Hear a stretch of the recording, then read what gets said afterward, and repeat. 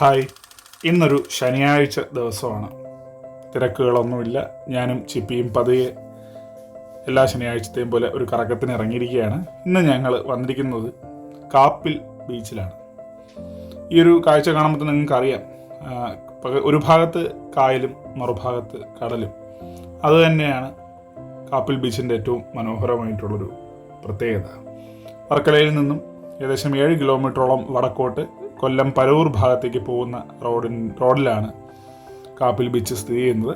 ഒരു റോഡ് കടലിനെയും കായലിനെയും വേർതിരിച്ചുകൊണ്ട് മുന്നോട്ട് പോകുന്നൊരു കാഴ്ച നിങ്ങൾക്ക് കാണാൻ പറ്റും.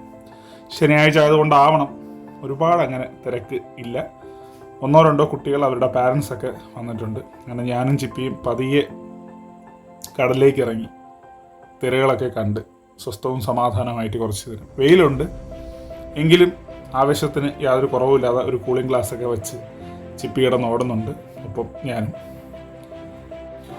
തിരക്ക് കുറവായതുകൊണ്ടും അതിനോടൊപ്പം തന്നെ കടൽ വലിയ ബഹളങ്ങളൊന്നുമില്ലാതെ സ്വസ്ഥമായി തിരയടിക്കുന്നത് കൊണ്ടും നമുക്ക് കുറേ നേരം അവിടെ നിന്ന് സമാധാനമായിട്ട് കടലിനെ ആസ്വദിക്കാൻ കഴിഞ്ഞു.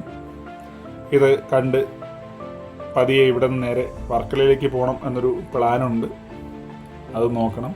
ചിപ്പി പതിയെ തിരയോടൊപ്പം കളിച്ചുകൊണ്ട് തിര വരുന്നതിനനുസരിച്ച് പുറകോട്ട് ഓടിയൊക്കെ അവൾ സ്വയം കടലിനെ അറിഞ്ഞും കടലിനോട് കളിച്ചും അങ്ങനെ പോവുകയാണ്. ഞങ്ങൾ ചിറയൻകീഴുകാരായതുകൊണ്ട് മുതലപ്പുഴി തൊട്ടടുത്ത് തന്നെ ഉള്ളതുകൊണ്ട് കടൽ ഞങ്ങൾക്ക് അന്യമല്ല.